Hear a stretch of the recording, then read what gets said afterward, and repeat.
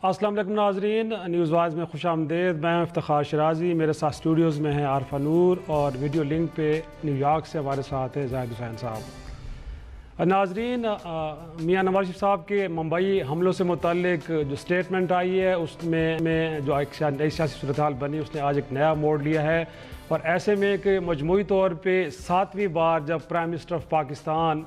Parliament में खड़े हो के इस सूरत हाल पर वजाहत पेश कर रहे थे, उसी दौरान उनके कायद एहतसाब अदालत के बाहर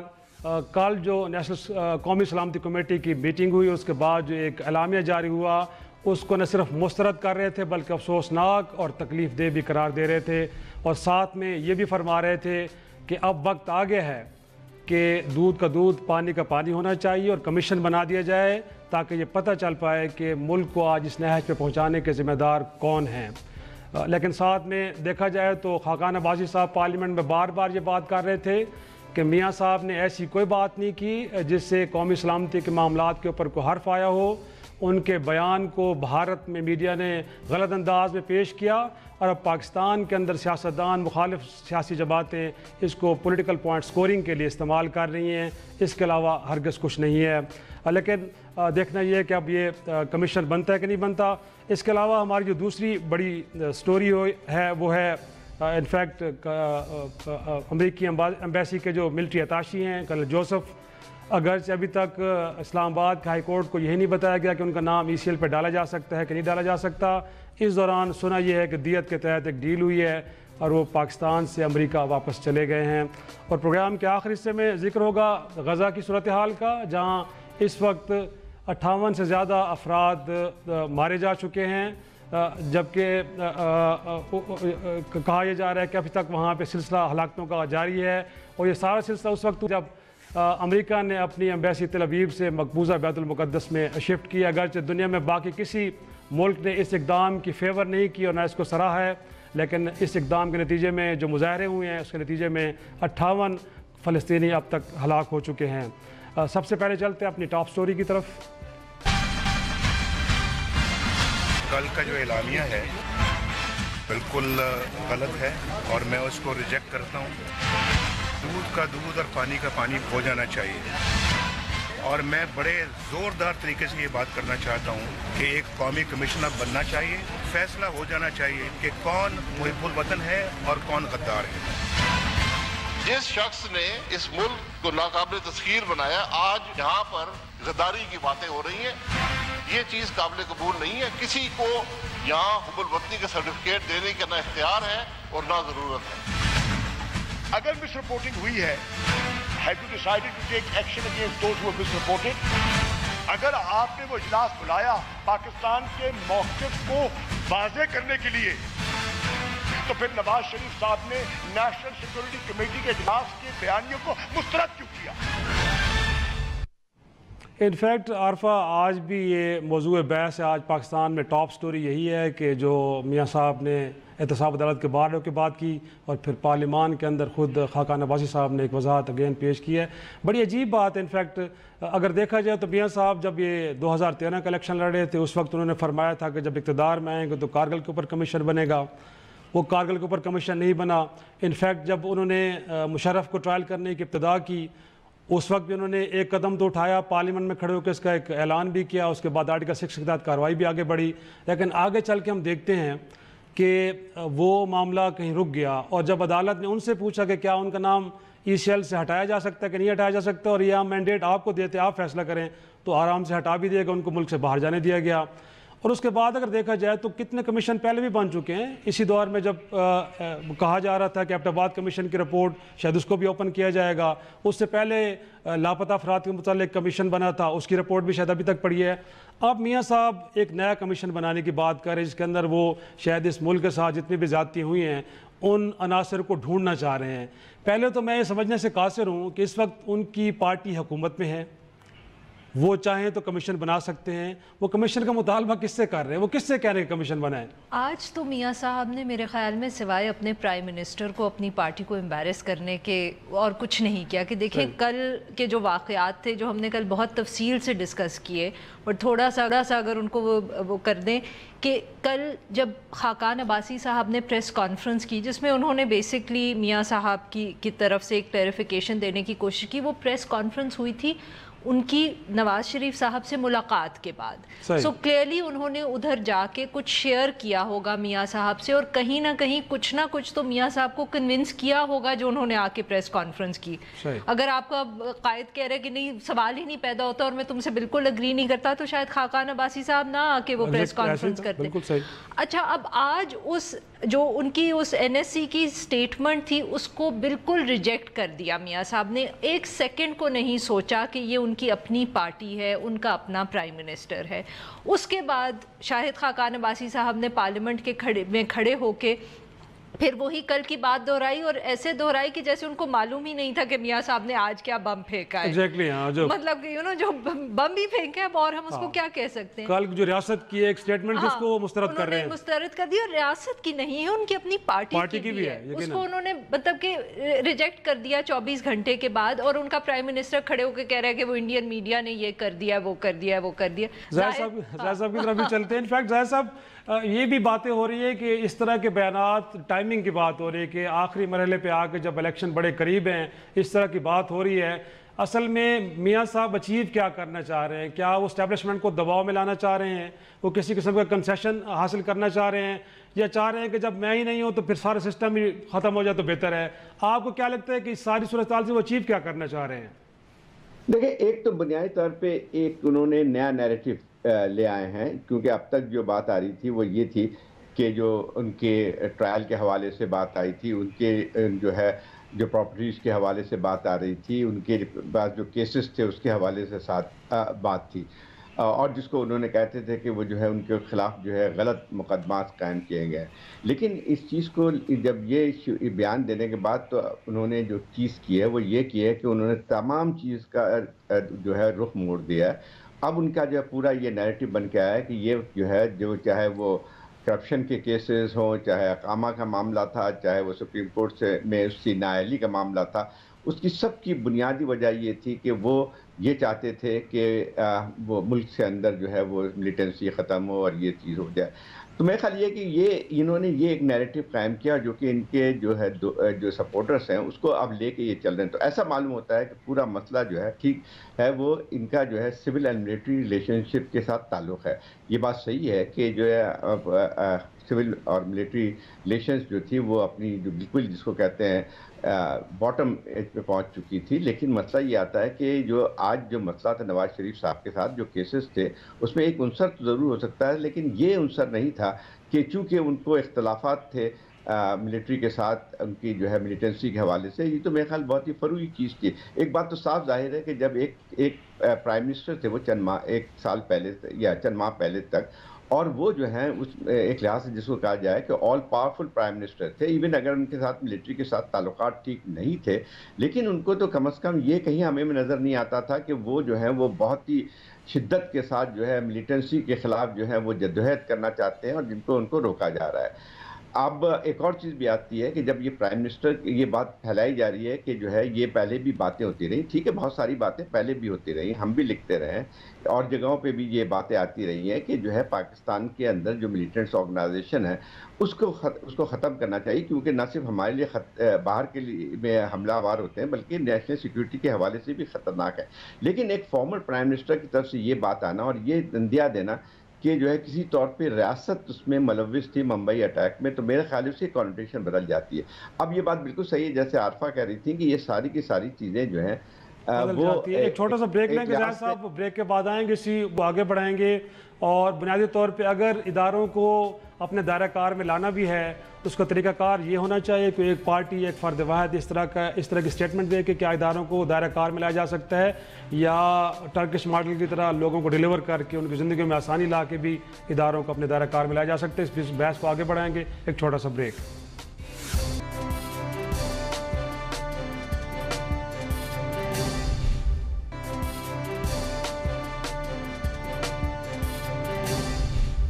عارف انفیکٹ آج انہوں نے ایک اور بات بھی کہ ان کے سینے میں بڑے راز ہیں انفیکٹ، اور وہ وقت آ گیا کہ اب وہ بھی بتا دیں گے. تو اگر ان کے پاس راز تو وہی ہوں گے جو 3 سال تک 3 بار وہ پرائم منسٹر رہے ہیں، یقینی طور پر اس کے علاوہ تو ان کے پاس کوئی راز نہیں ہوں گے نا. تو اس دوران اگر کسی ادارے نے کوئی غلط کام کیا ہے اور وہ بطور پرائم منسٹر اس کو دیکھتے رہے، اس پہ چپ رہے ہیں، تو میرے خیال میں پھر وہ بھی اسی طرح ملزم ڈکلیئر ہوں گے، وہ بھی اس جرم میں اسی طرح شریک ہے جس طرح وہ جرم ہوا ہے اگر کسی اور نے کیا ہے. اور سیکنڈلی یہ جو کمیشن بنانے کی بار بار بات ہو رہی ہے، وہ جو آپ نے بھی ذکر کیا کہ وہ کمیشن ہوگا کس کے خلاف، اس میں کون پیش ہوگا، کس کے خلاف مقدمہ پیش کریں گے. اور آج ایک اور بات انہوں نے ایک اور بھی کی، جو اس سے پہلے 6 اکتوبر 2015 میں بھی خبر آئی تھی، بڑے کنٹروورسی اس کے اوپر بھی کریٹ ہوئی تھی. آج انہوں نے کہا کہ جب وہ بات وہ کرتے ہیں تو اس کو لیکس کا نام دیا جاتا ہے. تو وہ آج کنفرم کر رہے تھے کہ جو وہ بات بھی انہوں نے کی تھی وہ درست تھی، اگرچہ اس خبر کے بعد تردید آئی تھی، وہ تردید چھپی، اس کے نتیجے میں پرویز رشید صاحب کو گھر جانا پڑا، طارق فاطمی صاحب کو گھر جانا پڑا، اس کے بعد ایک کمیشن بنا، اس کی رپورٹ ہے، اس کے اوپر امپلیمنٹیشن ہوئی. اور آج میرے لیے جو اور حیران کن بات ہے عارفہ، وہ یہ کہ جب ایک صحافی نے پوچھا کہ کیا پرویز رشید صاحب کو گھر بھیجنا، مریم نواز صاحب سے پوچھا جا رہا ہے، اس سے پوچھا جا رہا ہے کہ کیا ان کو گھر بھیجنا درست تھا، انہوں نے کہا یہ غلط فیصلہ تھا. تو میں یہ سمجھنے سے قاصر ہوں کہ مریم نواز صاحبہ کے پاس نہ تو کوئی سرکاری عہدہ تھا، نہ وہ حکومت کا حصہ تھی، اور نہ ہی وہ اس اجلاس کے اندر شریک تھیں. وہ کس بنیاد پہ کہہ رہی ہیں کہ پرویز رشید صاحب کے خلاف جو کارروائی ہوئی ہے وہ ٹھیک نہیں، تو ان کو گھر بھیجنا غلط تھا. تو میرے خیال میں یہ بھی ایک سمجھنے کہ میں تو نہیں سمجھ پایا، شاید آپ کو سمجھ آئی ہو. بس شرازی صاحب ایز آئی سیڈ کہ ہم میں سے میرے خیال میں ہم کیا سمجھیں گے جب ان کی پارٹی کو ہی مجھے لگتا ہے کہ سمجھ نہیں آ رہی کہ کیا ہو رہا ہے. پر آپ بالکل صحیح کہہ رہے ہیں کہ دیکھیں میاں صاحب 3 دفعے پرائم منسٹر رہے ہوئے ہیں، ان کو سچ مچ بہت سارے راز ہوں گے جو معلوم ہوں گے، اسٹیٹ سیکرٹس، آبویسلی وہ اتنی ہائی پوزیشن پہ رہے ہیں. مگر اس وقت جس قسم کی وہ دھمکیاں دے رہے ہیں، اور کیا کہیں گے اس کو کہ جب وہ بار بار اگر ایک فارمر پرائم منسٹر کہہ رہے ہیں میرے سینے میں بہت سے راز دفن ہیں اور میں بتا دوں گا، تو اس کو دھمکی نہیں کہیں گے تو ہم کیا کہیں گے؟ مگر مسئلہ یہ ہے کہ جب آپ پاور سے اتر گئے ہیں اور جب آپ ڈسکوالیفائی ہو گئے ہیں اور آپ کو معلوم ہے کہ اب پارٹی جو ہے وہ اگر الیکشن میں گئی اور جیت بھی گئی تو آپ کے جو چانسز ہیں پاور میں واپس آنے کے وہ کم ہیں، اور تب آپ ایسی باتیں کریں تو اس میں اسٹیٹسمن شپ تو کہیں نظر نہیں آ رہی. یہ تو پھر ایک وہ والا ایٹیٹیوڈ ہے کہ کیونکہ مجھے آپ نے سسٹم سے نکال دیا ہے تو پھر میں پوری کوشش کروں گا کہ سسٹم نہ چلے. مجھے تو اور کوئی سمجھ نہیں آ رہی. مگر اس کے اندر بھی مسئلہ یہ ہے کہ یہ اگر سسٹم خدا نخواستہ نہیں چلتا تو اس سے نقصان کسی کا ہو یا نہ ہو مگر میاں صاحب کو بھی کوئی فائدہ نہیں ہوگا. کوئی بھی سیاستدان ہو، اسپیشلی جب وہ ایک پارٹی لیڈر ہو، تو اس کا سب سے زیادہ فائدہ اسی میں ہوتا ہے کہ الیکشنز ہوتے رہے، پروسیس چلتا رہے. کیونکہ ہمیں بھی پتہ ہے کہ جب تک پروسیس چلے گا ہمیشہ سیاستدان کے لیے موقع ہوتا ہے واپس آنے کا. جب یہ 2000 میں بھی ملک سے واپس گئے تھے، ہم میں سے بہت سارے لوگوں نے سوچا تھا کہ یہ کبھی واپس نہیں آئیں گے، but the day the process started again یہ واپس آ گئے اور ہم سب کی پریڈکشنز غلط ہوئیں. آگے بھی یہ تبدیلی آ سکتی ہے، بٹ میاں صاحب تو اس وقت یہ پروو کرنے کی کوشش کریں کہ وہ بالکل ایک اسٹیٹسمن نہیں ہے، کیونکہ وہ اپنی پارٹی کا بھی فائدہ نہیں دیکھ رہے. پی پی پی نے بھی دیکھ لیا. یہ پی پی پی کی سب سے بڑی جو انہوں نے دیکھا غلطی جو وہ کہتے تھے انہوں نے کی، وہ یہ تھی کہ وہ 85 کے الیکشن سے باہر رہے. اس کے بعد انہوں نے کبھی یہ غلطی نہیں کی. رگڈ ہو، انفیئر ہو الیکشن،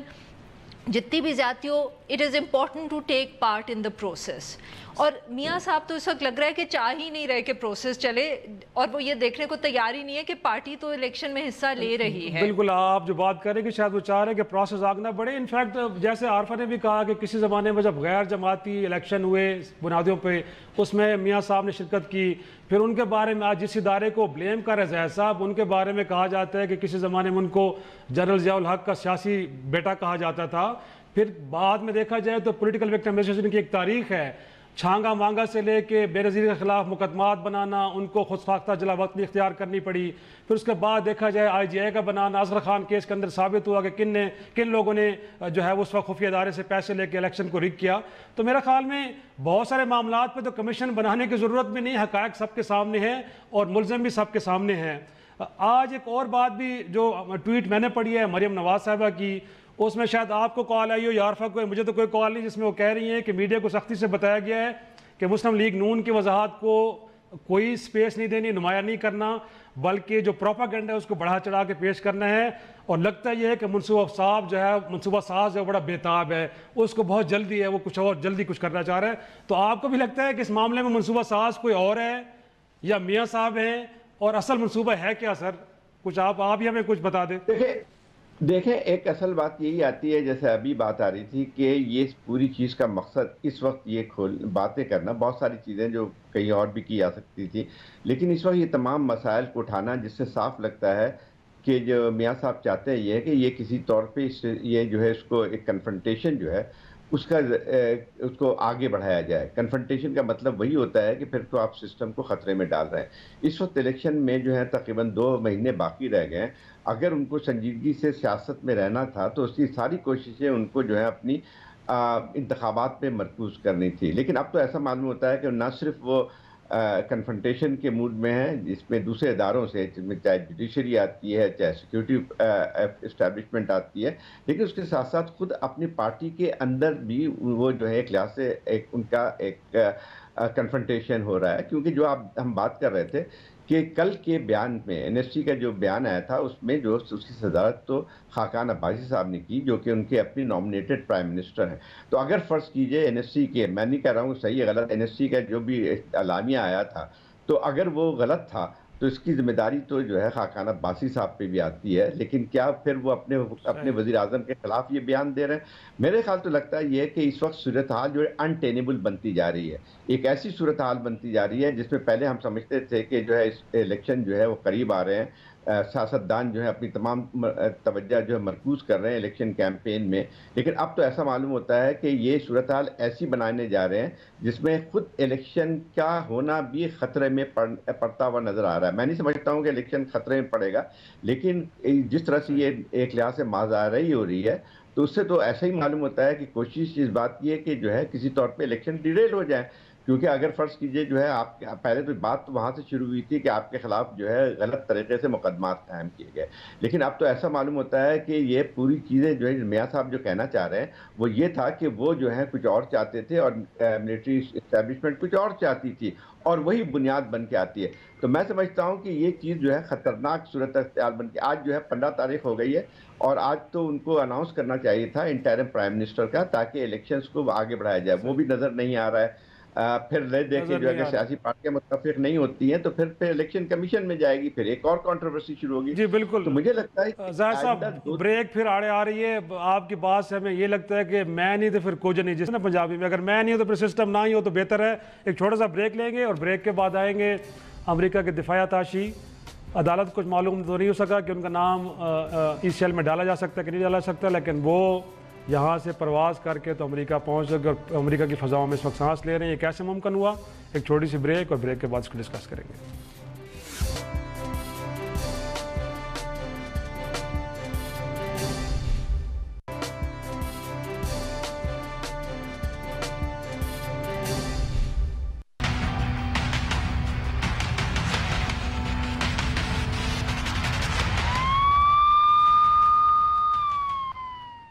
پروگرام ایک بار پھر خوش آمدید ناظرین. گزشتہ ماہ 7 اپریل کو ایک روڈ ایکسیڈنٹ میں امریکہ کے دفاعی اتاشی کرنل جوزف کی گاڑی کی ٹکر سے ایک اسٹوڈنٹ کی ہلاکت ہوئی. اس کے بعد پاکستان میں مقدمہ بنا اور اس دوران یہ بحث چھڑی کہ کیا انہیں سفارتی استثناء حاصل ہے کہ نہیں. ان کے خلاف مقدمہ تو ضرور بنا. اس دوران انہیں روکا گیا. ایک بار انہوں نے پاکستان سے باہر جانے کی کوشش بھی کی لیکن اسے ناکام بنایا گیا. لیکن کل رات وہ پاکستان سے چلے گئے ہیں. اگرچہ اس دوران اسلام آباد کے ہائی کورٹ نے وزارت داخلہ سے یہ پوچھ رکھا ہے کہ کیا ان کو سفارتی استثناء حاصل ہے اور ان کا نام ای سی ایل میں ڈالا جا سکتا ہے کہ نہیں ڈالا جا سکتا. لیکن اطلاعات یہ ہیں کہ دیت کی رقم ادا کرنے کے بعد لواحقین کو اب وہ پاکستان سے روانہ ہو چکے ہیں. میں ظاہر صاحب آپ سے پہلے جاننا چاہوں گا، انفیکٹ اس وقت پاکستان اور امریکہ کے درمیان ایک سفارتی تناؤ کی کیفیت ہے. دیکھا جائے تو واشنگٹن کے اندر پاکستانی سفارتکاروں کو کہا گیا کہ وہ 40 کلومیٹر کے ریڈیس سے باہر جائیں گے تو اجازت لینی پڑے گی، اور اسی طرح پاکستان کے اندر بھی ایک اسی طرح کا اقدام اٹھایا گیا امریکی سفارتکاروں کے حوالے سے. یہ جو اقدام ہوا ہے جس کے نتیجے میں کرنل جوزف کو وطن واپس بھیجا گیا، آپ کو لگتا ہے کہ اب تعلقات میں بہتری کے لیے ایک کوشش ہو رہی ہے دونوں ملکوں کی طرف سے اور اس کے نتیجے میں ایک پازیٹیوٹی آئے گی ریلیشنز کے اندر؟ نہیں، مجھے نہیں لگتا ہے کہ صرف ایک اس قدم سے جو ہے کوئی جو تبدیلی آ جائے گی، کیونکہ جو ہے وجوہات بہت گہرے ہیں پاکستان اور امریکہ کے درمیان جو تعلقات خراب ہوئے ہیں، تو اس میں اس کا کوئی عنصر نہیں شامل تھا۔ یہ تو ایک حادثہ تھا جو کہ شاید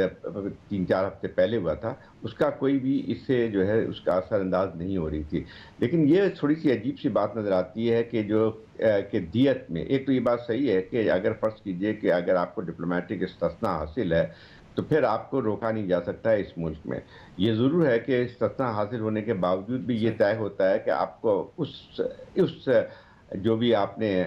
کیا ہے ایک لحاظ سے کرائم کیا ہے، تو اس کو جو ہے آپ کو پھر اپنے ملک میں اس کا ٹرائل ہوتا ہے۔ یہ نہیں ہوتا ہے کہ بالکل اس سے استثناء حاصل ہوتے ہیں، لیکن یہ ضرور ہے کہ آپ یعنی ایسے بہت سارے واقعات ہوئے ہیں کہ اس کو پھر ڈپورٹ کر دیا جاتا ہے یا وہاں سے ملک سے چھوڑنا پڑتا ہے۔ لیکن اگر فرض کیجئے کہ یہ دیت کے ذریعے یہ چیزیں ہوئی تو میرے خیال وہ ایک بہت غلط ایک طریقہ کار ہم نے بنا لیا ہے، جس کا ایک مذاق اڑتا ہے، جس میں ایسا معلوم ہوتا ہے کہ آپ پیسے دے کے جو ہے وہ کچھ بھی حاصل کر سکتے ہیں۔ اس کو ایک لیگل طریقے سے اس چیز کو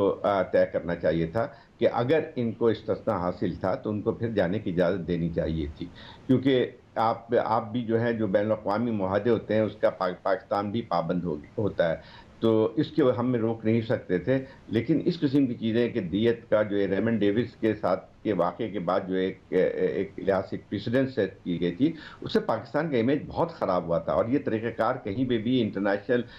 جو کمیونٹی میں یا کہیں بھی انٹرنیشنل لاء میں یہ چیز جائز نہیں سمجھی جاتی ہے۔ اب جو ہے ہمارے یہاں تھوڑے سے مسئلہ کمپلیکیٹڈ بھی ہو چکا تھا، کیونکہ وہ زاہد صاحب سوری میں آپ کو یہاں ٹوکوں گی، سوری زاہد صاحب میں یہاں آپ کو ٹوکوں گی ایک بات ایڈ کرنے کے لیے کہ یہ ہر دفعے جو ریمنڈ ڈیوس کا بھی آپ نے اگزامپل دیا اور اب اس کا بھی دیا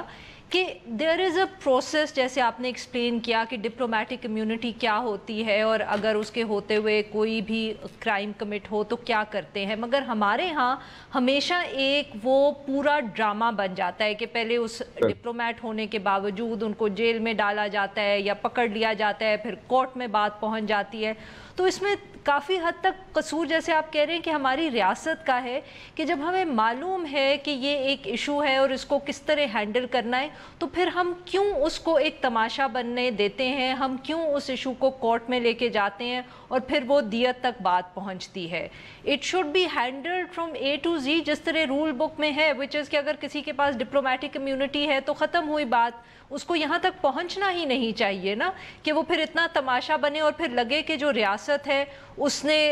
گھٹنے ٹیکے ہیں کسی کے سامنے۔ So that's the problem. This is the issue that why do we let it get out of hand in the first place? اور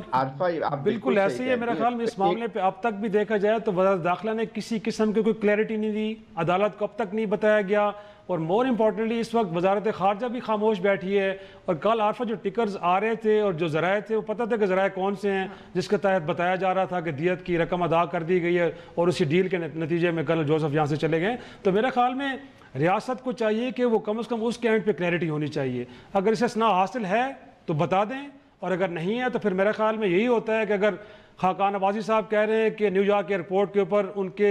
کوٹ اتارا گیا، ان کی بیلٹ اتاری گئی، ان کے جوتے اتار کے انہوں نے کہا کہ جی بڑا اچھا ہے، جس ملک میں آپ جائیں اس ملک کے نظام کو، سسٹم کو فالو کرنا چاہیے، تو پھر میرے خیال میں پاکستان کی قدر بھی اس وقت بنتی ہے کہ اگر آپ کا سسٹم یہ کہتا ہے کہ کسی کو استثناء حاصل ہے تو پہلے مرحلے میں کہہ دیں کہ جی ہم آپ کو بھجوا رہے ہیں، بالکل آپ کے خلاف کو مقدمہ چلے گا بھی تو آپ کے ملک میں چلے گا، اور اگر نہیں ہے تو پھر آپ کو جو ہے وہ کانسیکوینسز فیس کرنے پڑیں گے۔ لیکن اگین افسوس کے بعد جیسے عارفہ آپ بھی کہہ رہی ہیں اور زید صاحب بھی کہہ رہے ہیں کہ ریاست کے اینڈ پہ ابھی تک کوئی کلیئرٹی نہیں ہے کہ ہم نے کیا کیا، یہ ہوا کیسے ہے۔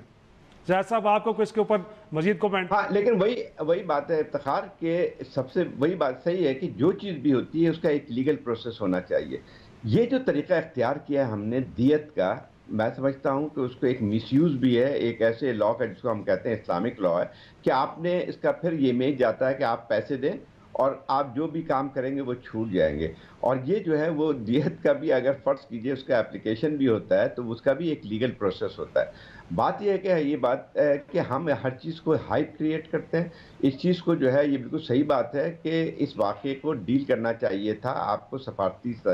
سطح پہ، اور وہیں پہ جو بھی جو لیگل پہلو تھا اس کو اسی طرح سے حل کرنا چاہیے تھا۔ اس میں ہمارا تو خیر ایک ضروری نہیں ہے کہ جو ہمارے جو ہے وزارت خارجہ یا جو یہ انٹیریئر منسٹر نے منسٹری نے کوئی بات کی ہوگی. ہمارے یہاں جو ہے وہ ایک لحاظ سے میڈیا کا رول بھی عجیب سا ہوتا ہے. بغیر کسی تحقیق کیے ہوئے جو ہے ہم ایک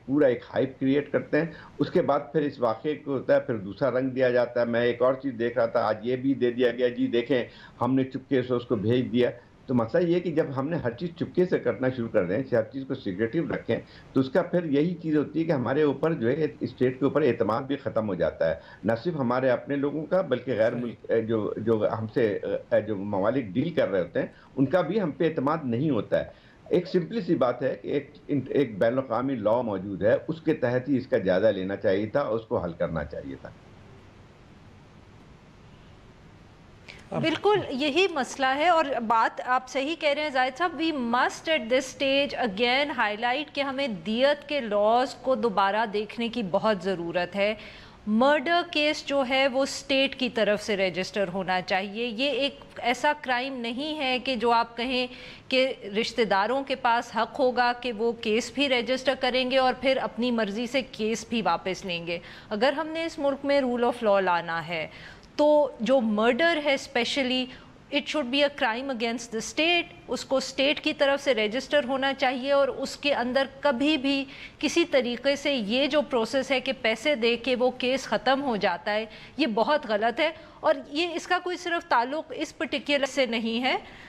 یہ تو ایک جنرل بھی چیز ہے. آنر کلنگز کے اندر کتنے اور مسائل ہیں جس میں ہم ہائی لائٹ کرتے ہیں کہ یہ لا بہت مس یوز ہوتا ہے, اور یہ ایک اور موقع ہے کہ ہم اس چیز کو ہائی لائٹ کریں کہ we need to revisit these laws. اور یہ جو آپ نے مس یوز والا پہلو اٹھایا, بالکل یہ زیادہ امپورٹنٹ ہے, اور لگتا ہے کہ ریمنڈ ڈیوس کا کیس ہو یا پھر یہ کرنل جوزف کا ہے. میرا خیال میں اگر آپ فری ول لینا چاہتی ان کے لواحقین کی کہ ان کی رائے کیا ہے, تو میرا خیال میں ہر کوئی چاہتا کہ شاید انہیں انصاف چاہیے, عدالتی پروسیس کے ذریعے ملزم کو سزا ملنی چاہیے, لیکن کہیں نہ کہیں لگتا ہے کہ شاید دباؤ میں لایا جاتا ہے, لوگوں کو مجبور کیا جاتا ہے اور دیت کے تحت پھر یہ ڈیل کی جاتی ہے. ایک چھوٹا سا بریک لیں گے, اور بریک کے بعد اگرچہ تل ابیب سے مقبوضہ بیت المقدس میں امریکی سفارت خانہ منتقل ہوا ہے, لیکن اس کے نتیجے میں 58 سنا ہے کہ بے گناہ فلسطینیوں کی لاشیں گری ہیں. دیکھنا یہ ہے کہ جو فیصلہ کیا پریزیڈنٹ ٹرمپ نے, اس سے وہ مقاصد کیا حاصل کرنا چاہ رہے تھے, اور اس کے بعد وہاں بالخصوص مشرق وسطیٰ میں صورتحال کیا بنے گی آگے چل کے. چھوٹا سا بریک کے بعد اس ایشو کو ڈسکس کریں گے.